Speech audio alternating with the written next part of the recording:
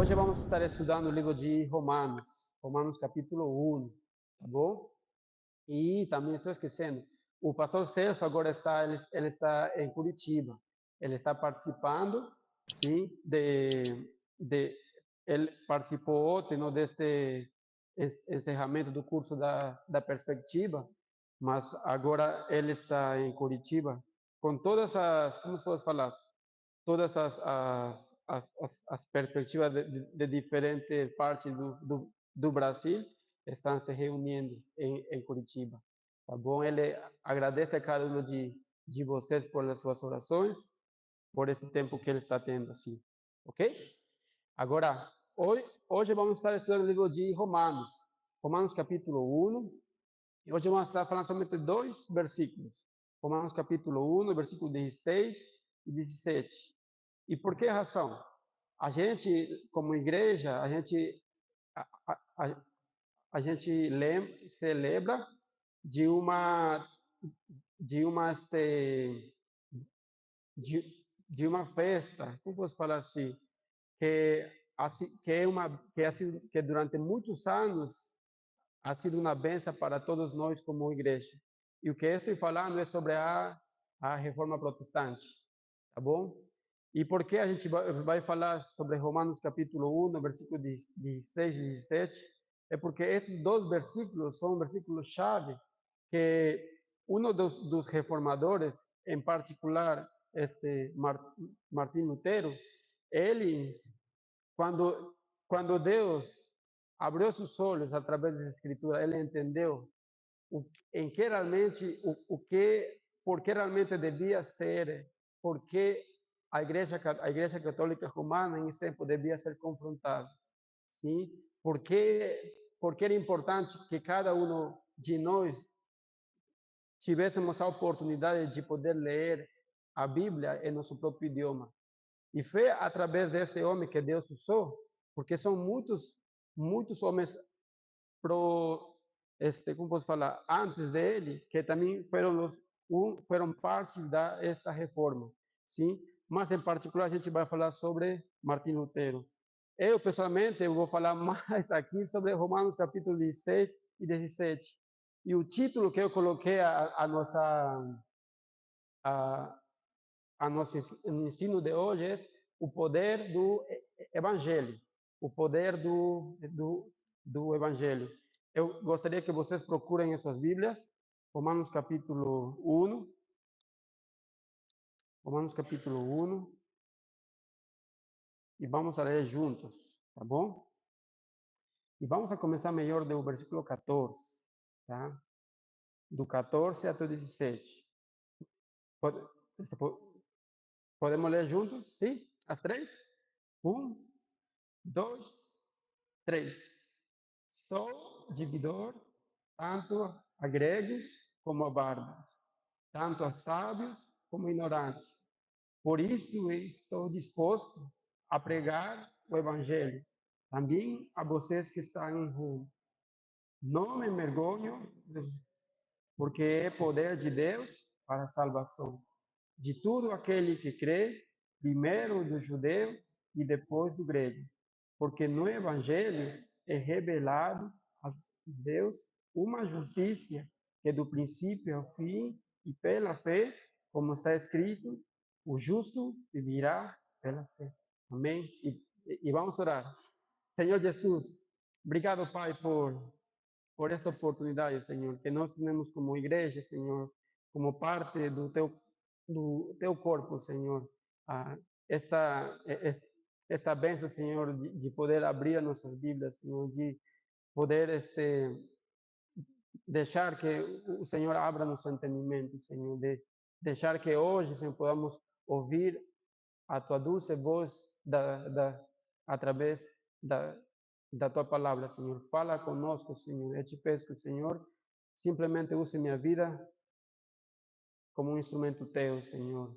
E que a tua igreja, Senhor, possa ser encontrada no dia de hoje, que a tua igreja, Senhor, possa ser encorajada, Senhor, que a tua igreja no dia de hoje, Senhor, possa ter esta esperança viva novamente, Senhor, porque a tua palavra, Senhor, é viva, é eficaz, Senhor. E é a que nossa alma, que todo nosso ser precisa, Senhor. Abençoa a tua igreja, Senhor, e abençoa esse tempo juntos em tua palavra. Em nome de Jesus, amém. Ok.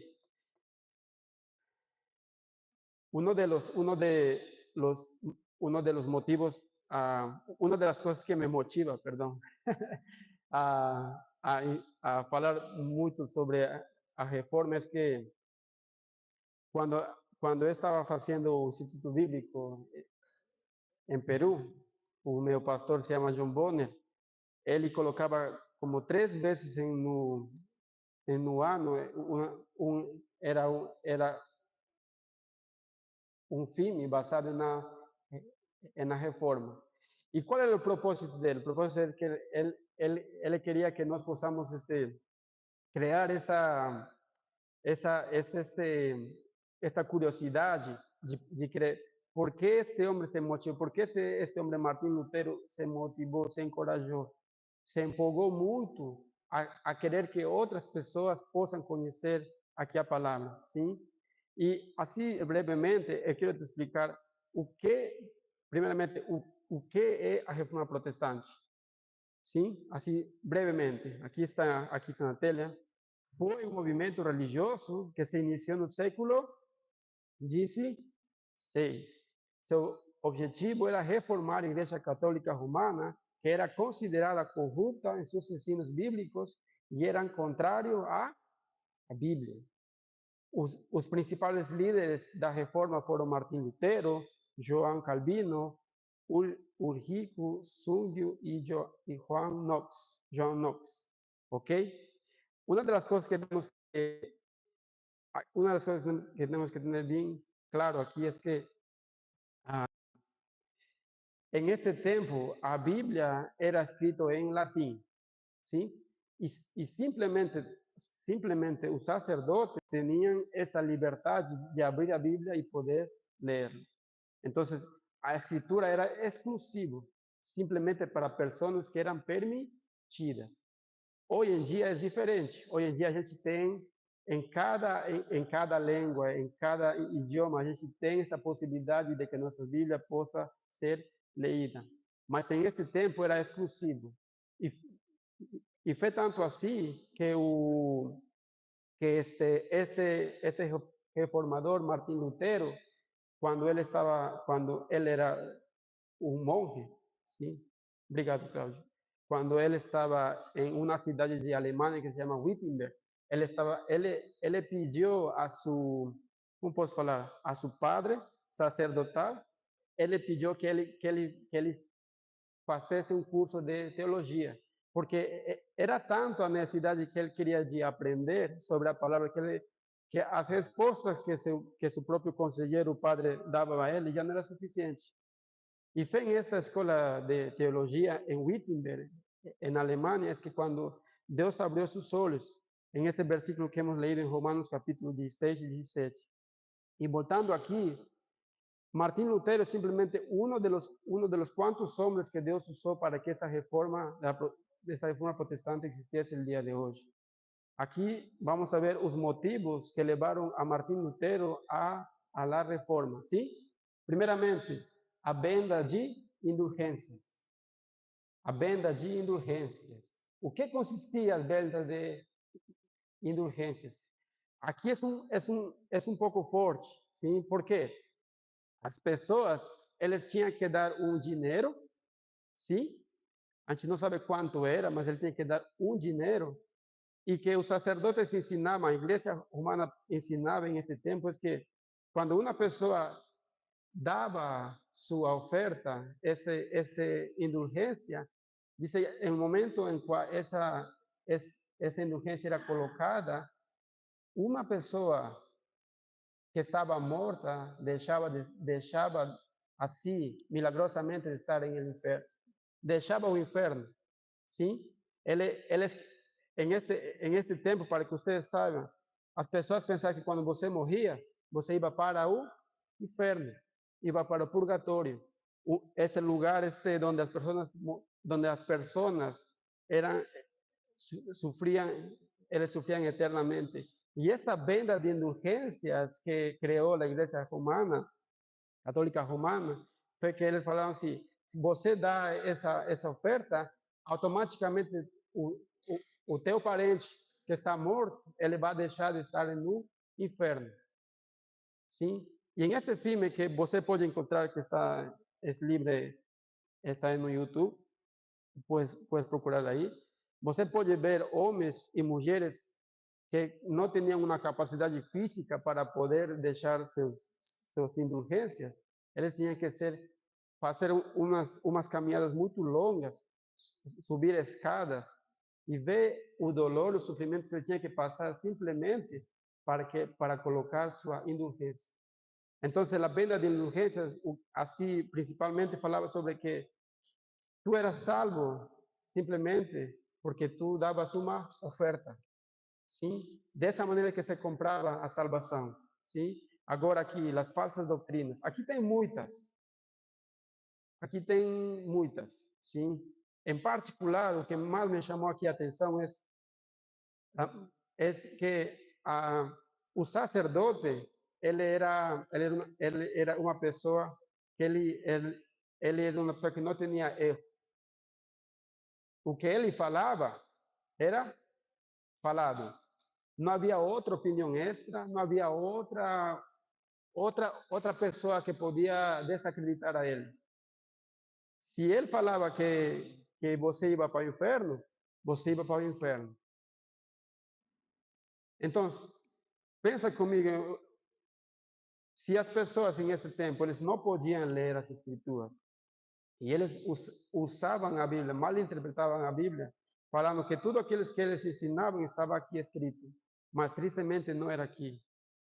Outra das coisas das falsas doutrinas é que eles creem lá eu vou falar em espanhol, transubstanciação. ¿Saben qual é esse? Não?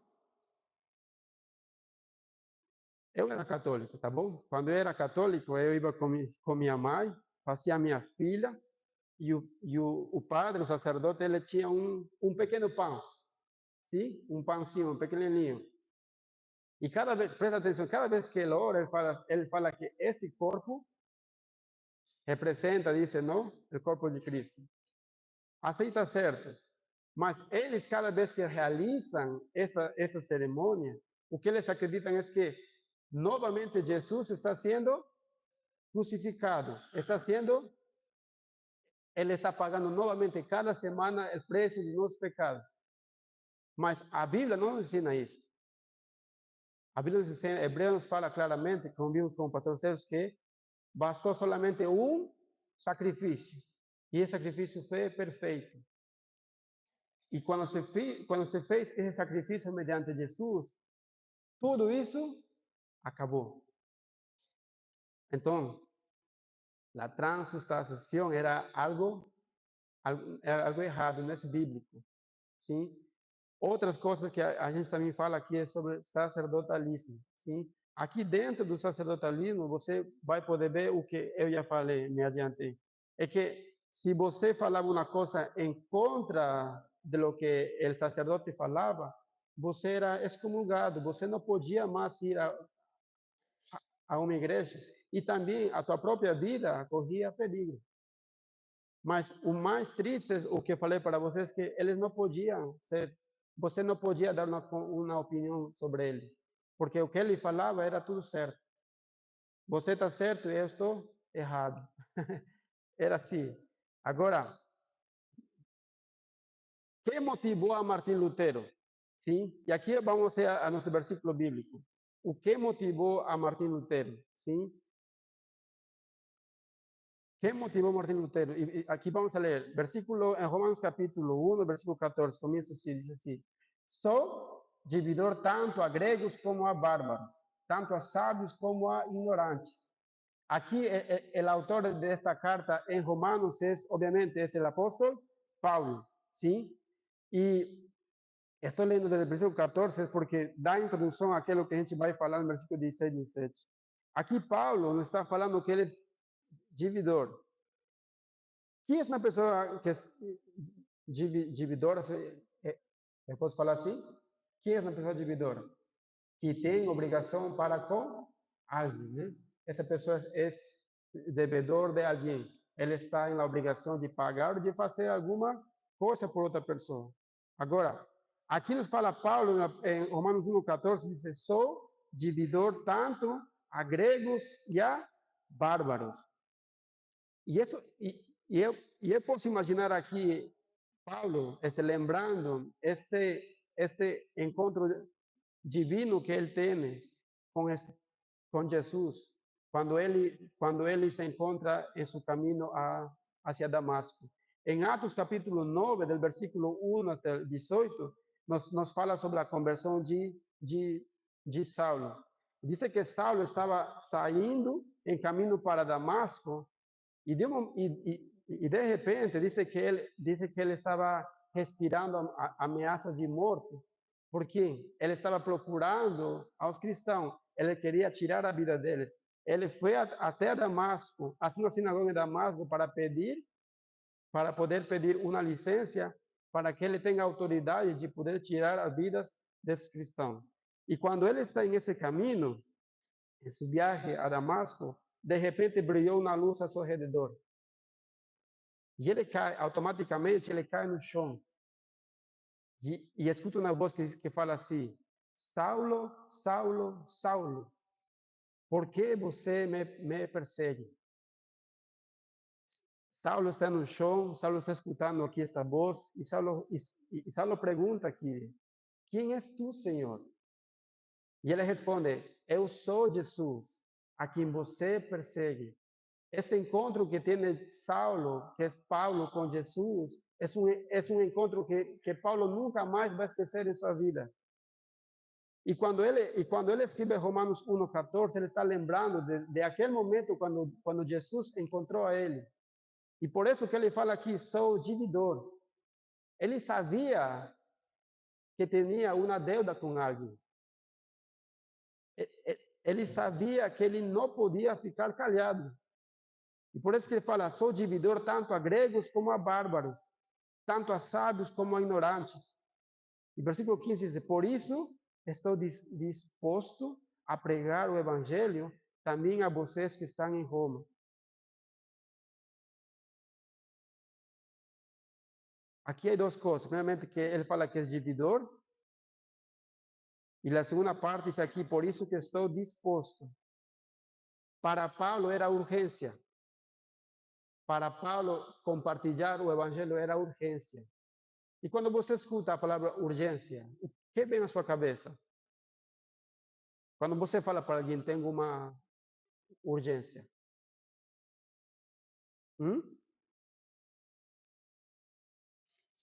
A primeira coisa que eu posso pensar quando fala de urgência é que algo precisa ser feito. Algo eu preciso deixar o que estou fazendo e ir. Sim, essa é urgência. Agora, qual era a urgência para Paulo? Em versículo 15 diz, por isso estou disposto a pregar o evangelho. Por que era urgência? Porque era urgente para Paulo pregar o evangelho. E vamos a voltar a nosso caminho em Damasco, em Atos capítulo 9. Perdão, em Atos capítulo 9, versículo 1 e 18. Jesus se encontra ele e fala 3 vezes o nome, Saulo, Saulo, Saulo, por que me persegues? Ele está no chão. E Jesus fala para ele, Paulo pergunta, quem és tu, Senhor? Ele responde, eu sou a quem você persegue. E logo le diz, Jesus fala para Paulo, levante-se e entre na cidade, alguém dirá o que você deve fazer. Saulo estava acompanhado com homens que cuidavam dele.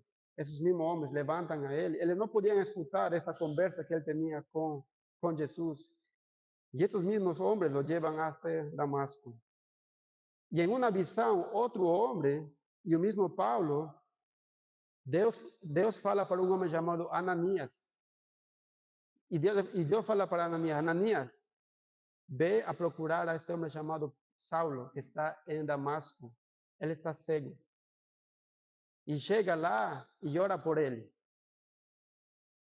E é engraçado porque Ananias responde, Senhor, tenho ouvido muitas coisas a respeito desse homem, de todo o mal que ele tem feito a teus santos em Jerusalém. Obviamente, Ananias tinha medo. Paulo era um perseguidor da igreja, sim. Ele tinha autoridade de poder tirar a vida dos cristãos. E Ananias tinha medo. Eu também estaria com medo. Mas diz ele chegou aqui com a autorização do chefe dos sacerdotes para aprender. Perdão, desculpa aí. Então chega Ananias aí e ele vai hasta Saulo com muito temor, com muito medo e ora. Coloca sua mão sobre seus olhos e ele ora. E depois, mira, olha o que diz aqui. Eu vou ler para ti, em Atos capítulo 9, 15, diz: Mas o Senhor disse a Ananias: Vá, este homem é meu instrumento escolhido para levar o meu nome perante os gentios e os reis, perante o povo de Israel. Mostrarei a ele quanto deve sofrer pelo meu nome. E aqui, voltando a Romanos capítulo 1, 14, como falei para vocês, Paulo, ele nunca esqueceu deste encontro. E por isso que ele falou que é dividor, tanto a gregos como a bárbaros, tanto a sábios como a ignorantes. E por isso que ele estava disposto, ele tinha a urgência de pregar o evangelho. Agora, vamos saber, lendo o versículo central que eu quero explicar a você, 16, 17, por que era urgência? Porque era preciso compartilhar o evangelho, porque era preciso pregar o evangelho. Agora, o que é esse evangelho? Se alguém te faça essa pergunta fora, você que vai responder? Que é o evangelho? O que é o evangelho? A gente pode responder? Sim? Podemos? Sim? A ver, forte. Quem é esse valiente? O que é o evangelho? Se alguém te pergunta assim, você como responde?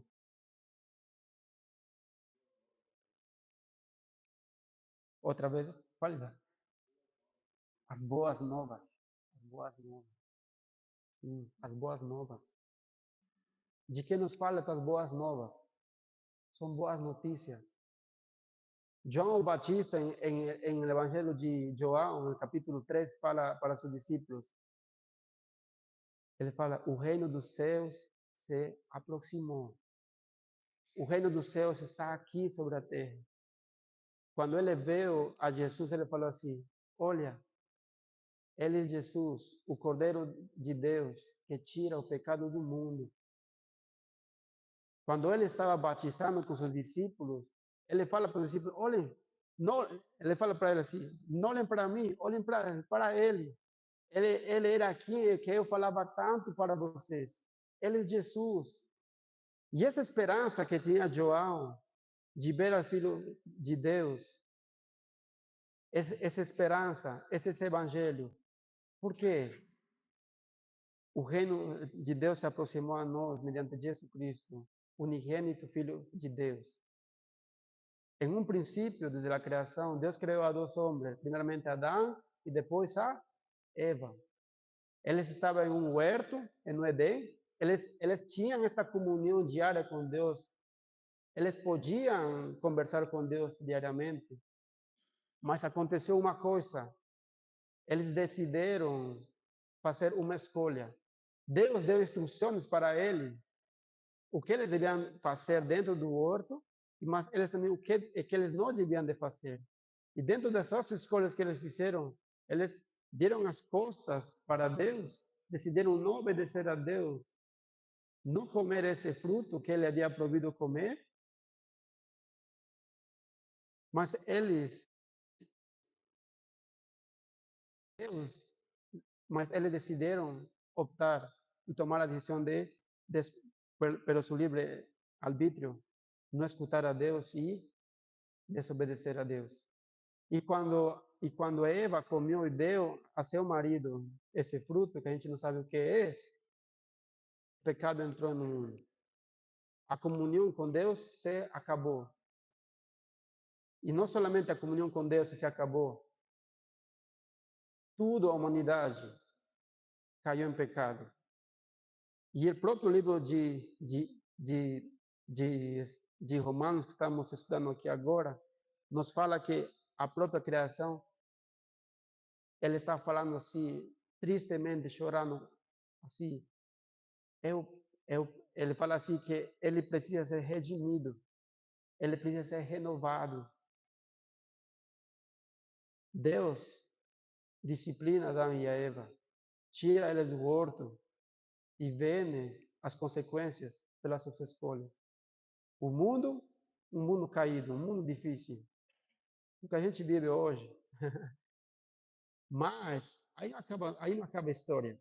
A história continua. Deus tem um plano.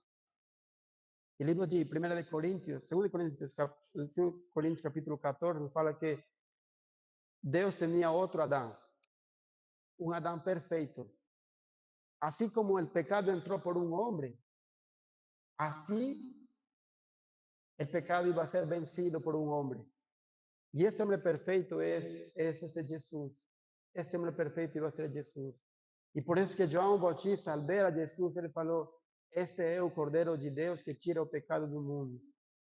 E se você faz um panorama desde Gênesis até os Evangelhos, você vai ver, tipo, é uma corrida. Começamos em Gênesis, e vamos começar em Gênesis, vamos a ver a Abraão, vamos a ver a Moisés, e aí vamos continuando. E sempre tem um fim. A meta é Jesus, sim? E a história não acaba aí. Jesus vem, ele escolhe seus discípulos, ele traz essas boas novas. E qual eram essas boas novas? A salvação veio. A salvação veio por meio de um homem, Jesus Cristo. Esse Cordeiro de Deus vino a tirar o pecado do mundo. E eu não quero falar muito aqui, porque vamos falar no 16, diz aqui, Romanos 1, 16, diz aqui, não me envergonho do Evangelho, porque é poder de Deus para salvação de todo aquele que crê. Até aí. Para Paulo, a urgência de pregar o Evangelho era importante. Por quê? Porque o Evangelho era preciso ser ouvido por outras pessoas. E aqui diz, porque o poder de Deus, porque é poder de Deus para salvação. Eu falei para vocês que em esse tempo de Martim Lutero, a Bíblia era exclusiva, solamente para os sacerdotes. Mas quando ele teve a oportunidade de estudar teologia em esta universidade em Wittenberg, e ele chegou a este versículo, ele falou assim: olha, porque o poder de Deus, dice, não me orgulho do Evangelho, porque é poder de Deus para a salvação de todo aquele que crê. Ele acordou. Ele foi ensinado que a nossa salvação era por obras. Eu precisava comprar a minha salvação através de uma indulgência. Mas quando ele estava escutando aqui, quando ele estava meditando aqui na palavra, ele posso perceber que diz: não me envergonho do evangelho, porque é poder de Deus para salvação. E quando fala o poder de Deus, está falando de um poder sobrenatural. Está falando sobre automaticamente aqui a gente liga ao Espírito Santo. Esse é o Espírito Santo que nos convence de pecado, juízo e justiça. Mas também é aquele que nos dá clareza. De cada vez que a gente abre a nossa Bíblia, a gente pode entender o que estamos lendo. Mas aqui diz aqui, porque o poder de Deus para a salvação. Voltando ao testemunho de Paulo, ele era um religioso. Ele conhecia a palavra, como posso falar, de tapa? Tapa? De capa a capa? De capa a capa. Isso. Se você falava para ele que ele falasse um versículo, ele com certeza ele respondia. Ele sabia muito bem. Ele não podia ser enganado.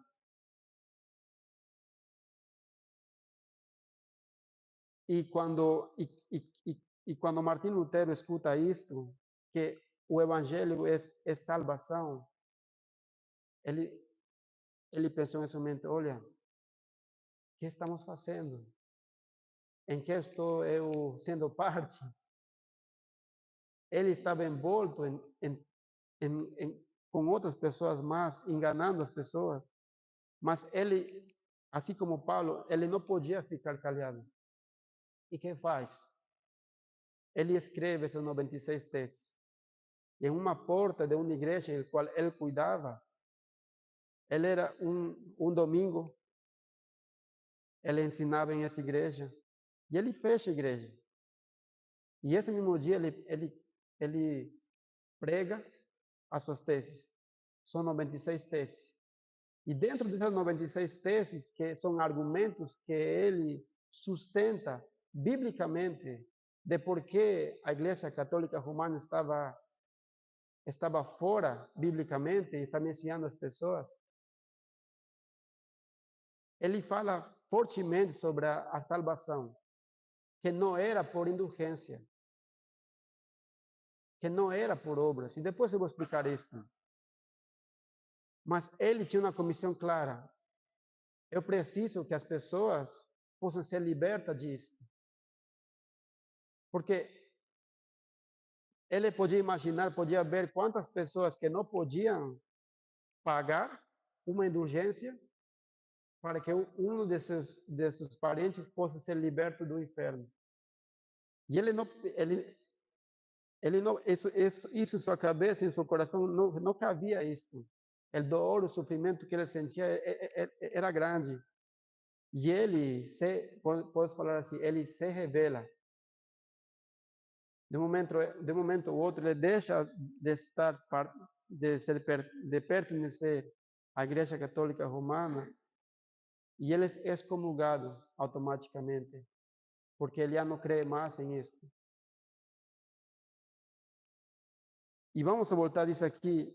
Não me envergonho do Evangelho, porque é o poder de Deus para a salvação de todo aquele que crê. A única coisa que as pessoas precisavam para ser salvos era crer. E essas pessoas, simplesmente, eles precisavam de escutar isso.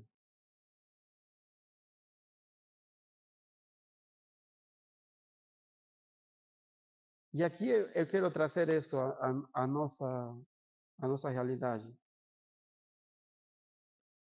Quando em este tempo a palavra de Deus era exclusiva, não era para todo mundo,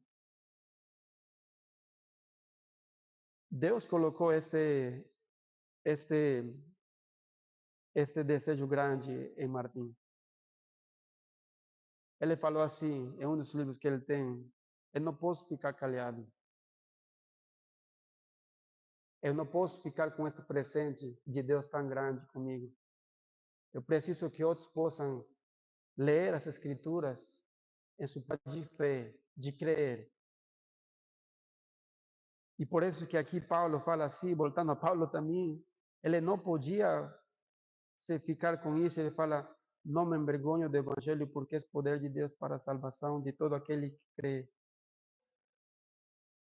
Eu quero que você pense comigo, cada vez que nós temos a oportunidade de abrir as nossas Bíblias,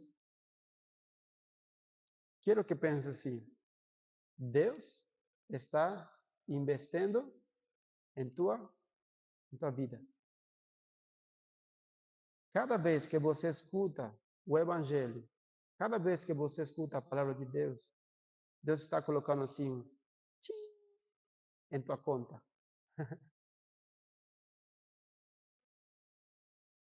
Pode ser que hoje o lugar onde onde Deus está colocando essa, como posso chamá-lo, este investimento, pode ser que já não tenha mais espaço. E isso vai precisar ser quebrado, você vai precisar trocar por outro. Agora, você tem duas opções. Você compra outro e você guarda ele bem aí tudo aquilo que Jesus te ensinou, ou você tem a oportunidade de abrir mão disso e deixar que outros possam saber dessas boas novas. E para Martim era assim, era muita pressão. E tem um museu lá na Alemanha, onde ele se orava, era seu lugar favorito dele, onde ele se ajoelhava e orava a Deus. Deus, me dá coragem, porque muitas pessoas estavam atrás dele e a própria vida dele estava em perigo. E ele passou por dois, não são juízes, são ele tinha que prestar como se fala? Esqueci. Oi? Depoimento, sim. Ele tinha que prestar depoimento de tudo aquilo que ele havia escrito. E ele tinha que se falar assim, tudo que eu escrevi, eu não concordo, eu não combino. Mas ele, encorajado por Deus, ele falou, não, eu não posso duvidar daquilo que está aqui escrito. E logo vamos agora ler 17, diz assim, porque no Evangelho é revelado a justiça de Deus, uma justiça que do princípio a fim é pela fé.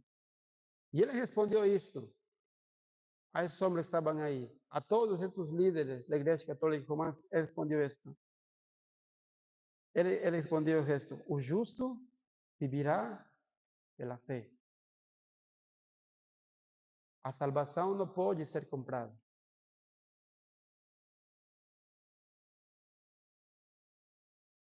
Eu não posso comprar minha salvação.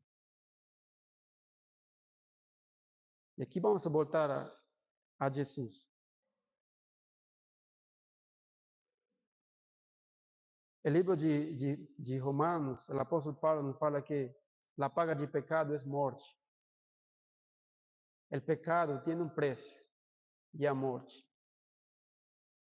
E Martim Lutero sabia disso, e Paulo sabia disso.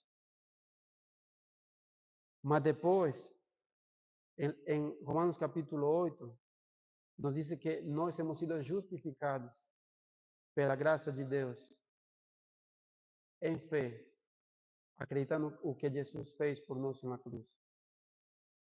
Agora, quando eu falo que a gente não pode ser salvo por nossas obras, Tiago fala assim, mostra-me tua fé e eu te mostro minhas obras. E aqui não é contradição, porque quando você crê, a única maneira de ver a uma pessoa que é sido convertida é pelos seus frutos. Sim? Essa pessoa, a gente vai ver uma mudança na sua vida pelos seus frutos. E essa mudança a gente vai ver pelas suas obras. Agora, eu não vou servir a Deus porque eu espero que Ele me abençoe. Não. Eu servo a Deus porque eu sou grato a Ele por essa salvação eterna que Ele me deu.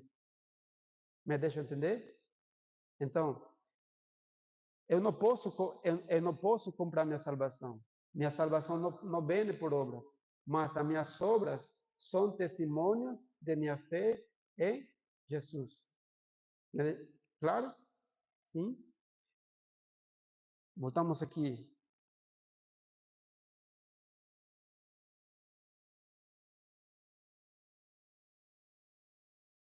Edu, ¿puedes colocar la última?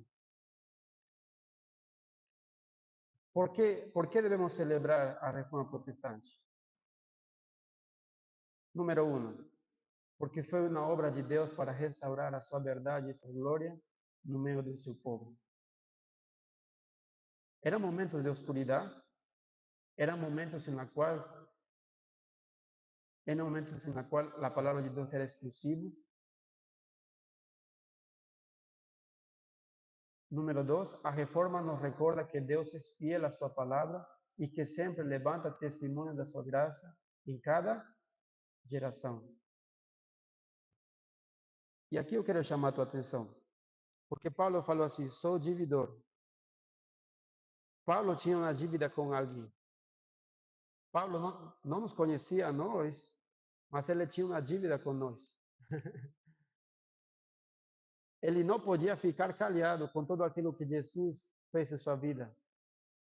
E a, e, e a razão pela qual você e eu estamos lendo agora a Bíblia é porque teve homens e mulheres também que corajosamente em fé decidiram obedecer aquilo que Deus estava fazendo em suas vidas. E por isso que para Paulo não era vergonhoso compartilhar o Evangelho. Posso te perguntar, você se envergonha do Evangelho? Não. Muitas vezes a gente tem medo. Não, não, não, a gente tem como assim, olha, o que vão pensar se eu falo assim? Muitas vezes como igreja, muitas vezes queremos falar as coisas como são, mas ao mesmo tempo tentamos como darle uma, tipo, para que não fique, para que meu irmão não se fique incomodado, né? Vamos segurar aí um pouquinho e não vou falar tudo.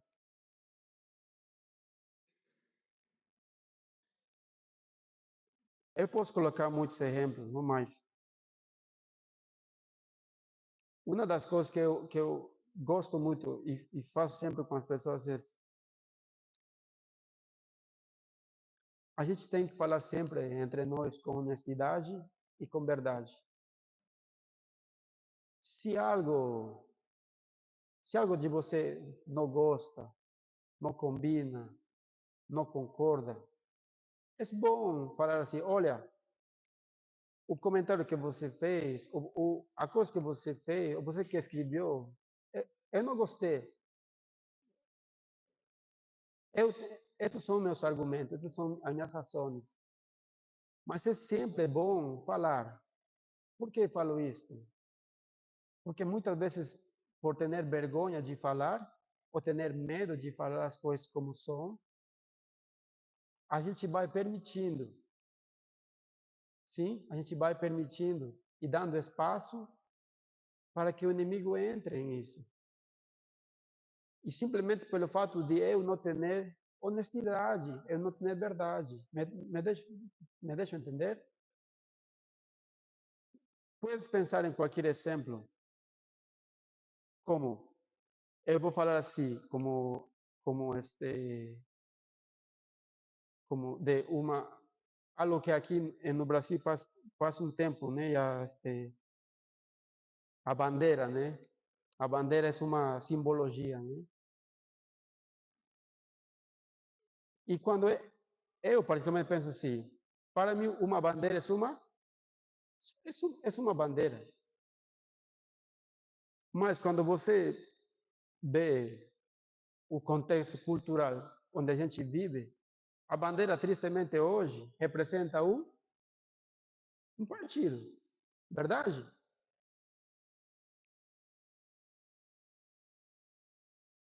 Onde eu fico? Não fica nenhum. Deus nos fala que a honrar as nossas autoridades, a orar por eles. Simplesmente isso. E acabou o negócio. Eu não tenho nem direita nem esquerda. Eu me posiciono no que a Bíblia me fala a mim como cristão. E, por que eu estou falando isso? Porque a Paulo não lhe pesava falar as coisas assim. Paulo tinha medo, sim, mas ele não podia ficar calhado com esse evangelho que podia ser transformador para outras vidas das pessoas. Eu quero que você possa imaginar o testemunho que você tem. Cada um de nós temos um testemunho. Esse é o testemunho de Paulo, esse é o testemunho de Martim Lutero, mas cada um de vocês, nós temos um testemunho. Eu gostaria de escutar de vocês qual é o seu testemunho, como Jesus achou você, como Jesus encontrou você. sim.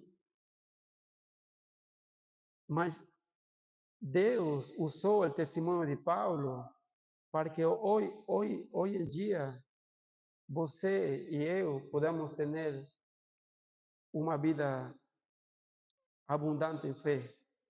Porque esse testemunho nos encoraja a seguir caminhando, a creer en esta justicia que viene por Dios. Una justicia que dice que de principio a fin es por la fe. Dice que el justo vivirá por la fe. Hermanos, es preciso que você e eu nos posicionemos em que? Em algo que vale a pena. Não em algo que nos divide, não. Em algo que você e eu somos parte. É certo, muitas vezes nós não vamos combinar, mas em Jesus a gente é um corpo. E que legal é quando nós, como corpo, estamos juntos. Alguém, quando entrava aqui agora, né, faz pouco, alguém falava assim para mim: Anthony, que legal foi ontem, que benção foi ontem. Ele falou assim para mim: cada um fez um pouquinho, cada um fez um pouquinho, e esse pouquinho sumou. Foi muito lindo. E escutar isso é muito legal. A felicidade que a gente trouxe para as crianças, a gente não sabe como impactou a vida deles. Mas agora eu posso escutar as crianças, Jesus é minha alegria, né? É a razão da minha vida. Que, que ele está,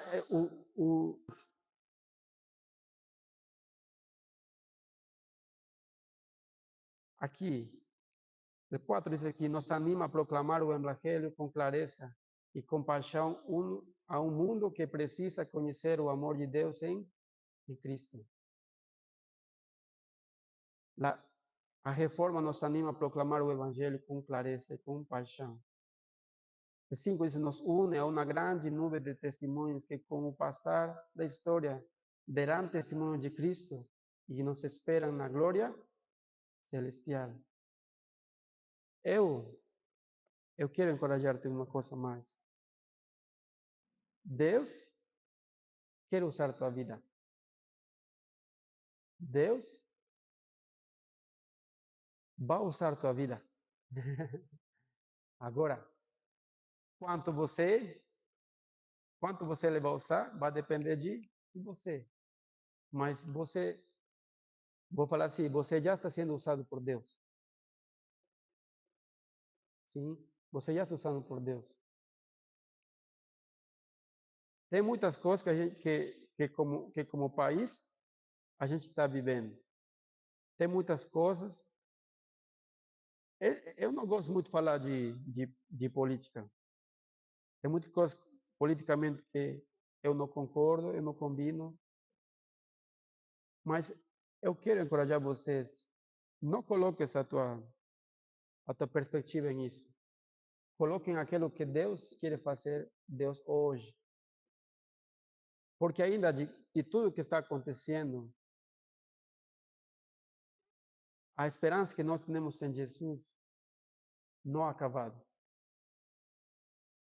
Não ha acabado, não é o fim ainda. Agora, há coisas, como eu falei para vocês, que a gente não vamos combinar sempre.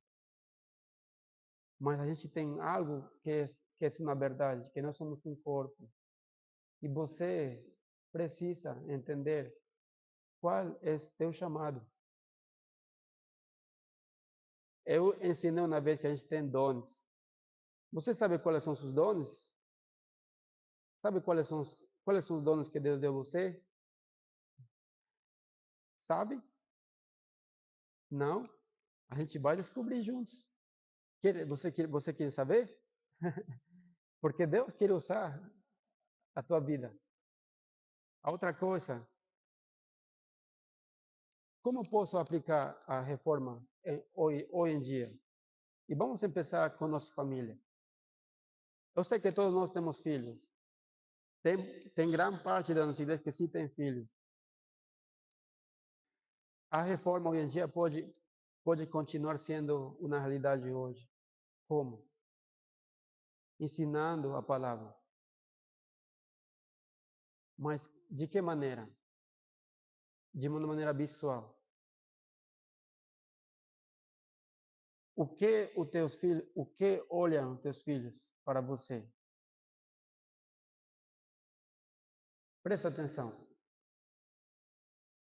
Quando pelas coisas que você se importa, ele se vai importar. Esse não tem jeito. Seja para coisa ruim ou seja para coisa boa. Isso é uma realidade. Eu posso ver em Lucas. Ele sabe que antes de tomar o café da manhã, ele sabe que tem que pegar o seu devocional. E ele pega. Hoje pegou. Ontem não sempre pega, mas hoje pegou.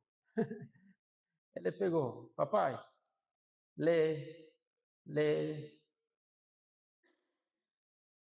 E é tão empolgante ver quando teu filho começa a fazer aquilo porque o qual você se importa. É uma alegria. Quando eu escuto ele cantar as canções falando que Jesus é sua alegria, isso também não tem preço. Mas por que eu estou falando isso? Porque tem muitas coisas que a gente perde de vista. E olha para eles. Olha, o que você está importando hoje?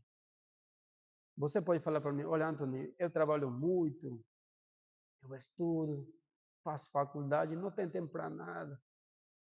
Eu vou te falar assim, não, não é assim. Como começa tudo isso? Acorde e fala assim para Deus, Deus, a minha vida é tua, meu tempo é teu, me guia hoje. E você vai ver, mudanças vão vir. Aparentemente parece que a gente tem, às vezes tem vezes que eu falo, Deus quero mais 24 horas mais. Às vezes parece que tenho 24 horas extras mais. Eu não sei como acontece isso. Hoje eu posso ver isso. Eu queria passar um tempo com a minha família. Falei para a Sussu, olha, eu não vou ver a, ao Mexerica daqui a outra semana, eu vou estar trabalhando, né? A gente, eu quero tomar um café com ele. Não, mas você vai estar ensinando. Não, está bom. Eu já estudei já. Vai lá tomar café. E esse café que a gente toma é legal, porque a gente começa a trocar ideia, começa a desabafar. E para mim foi uma benção fazer isso. Quando você deixa que Deus faça parte da tua vida, em todas as coisas, você vê mudança. Você vai falar assim, olha, meus filhos dão muito trabalho, ele não me deixa me descansar. Eu falei, é verdade, sim, é verdade, sim. Mas é muito mais fácil quando deixas a Deus te ajudar. Consiga dormir um pouquinho mais. Sim. Voltando aqui à reforma, a gente precisa, igreja, a gente precisa de deixar isso como. Eu posso ver que nós, como igreja, temos muito conhecimento. Muito. Você concorda comigo? O pastor César faz uma tarefa incrível. Agora eu vou perguntar para vocês, com tudo que vocês já sabem, para onde vai isso? Paulo nos falou aqui que a gente não tem que ter vergonha do Evangelho. Mas muitas vezes nós temos pequenos espaços com nossos familiares que não são cristãos, com nossos amigos que não são cristãos. A gente pode, a gente poderia estar trocando uma ideia sobre o Evangelho, evangelizando a eles.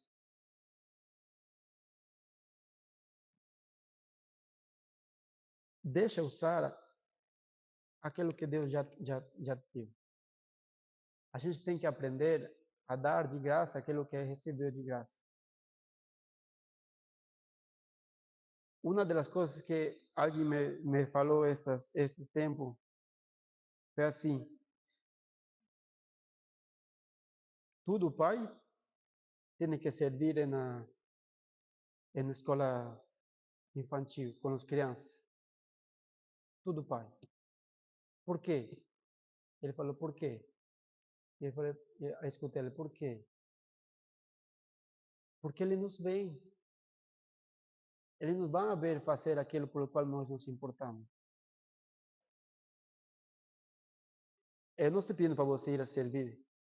Eu só estou compreendendo aquilo que Deus me falou isso. Mas é muito legal, escutar isso foi muito legal para mim. Nós, como pais, temos que ser esse exemplo para nossos filhos. Não somente aqui na igreja, fora da nossa igreja. E precisa ser uma realidade. A reforma continua. Já são 506 anos até o dia de hoje, mas continua. A nossa família precisa ser reformada. Os nossos filhos precisam escutar o Evangelho. Mas se eles não veem nós outros fazendo isso, quem vai fazer por eles? Sim? Te deixo com isso pensando, tá?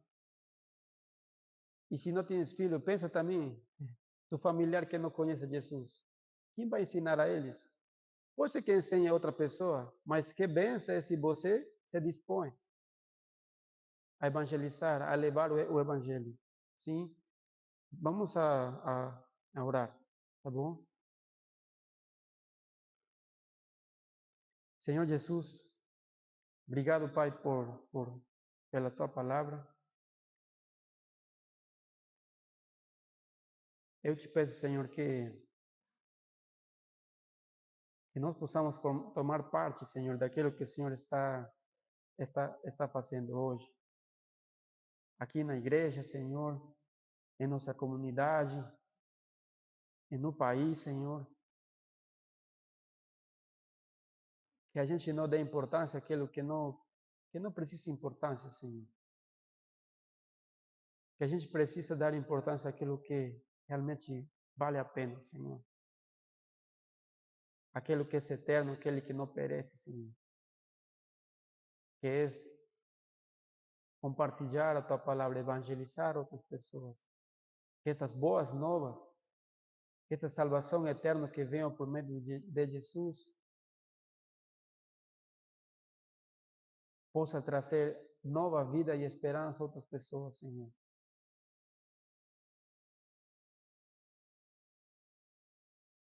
Nos ajuda, Senhor. Nós somos fracos, reconhecemos nossa fraqueza, reconhecemos, Senhor, que a gente não pode sozinho, Senhor. Mas a gente lembra nesse momento que a gente tem o Teu Espírito Santo, Senhor. Aquele que não simplesmente nos convence de pecado e justiça, mas também aquele que, assim como capacitou a Tua igreja em Atos, Senhor, assim, assim o Senhor pode capacitar no dia de hoje, Senhor. Nos dá coragem. Esse mesmo coragem, Senhor, que tinha Paulo, que tinha Martin Lutero, Senhor. Que não, que puderam abrir mão da sua própria vida, Senhor. Para semear para a eternidade, Senhor. Para que hoje nós possamos ouvir a Tua palavra tão claramente, Senhor.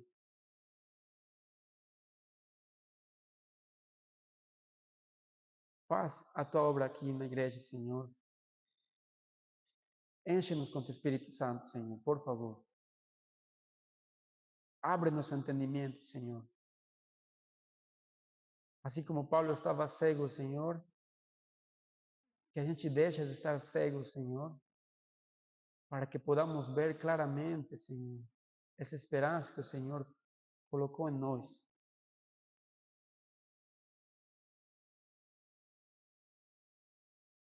Obrigado, Senhor, por cada família aqui.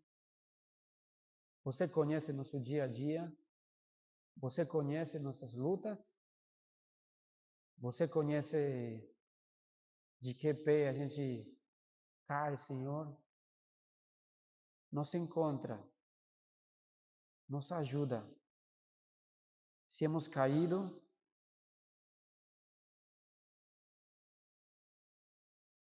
a tua palavra nos fala, Senhor, que não há condenação para os que estão em Cristo Jesus, Senhor.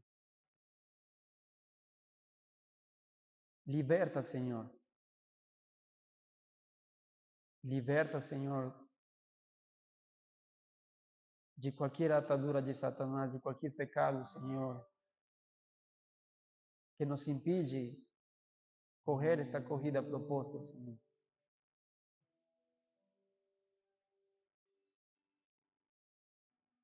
Somos teus, Senhor. Somos teus, Senhor. Em nome de Jesus, Senhor. Amém.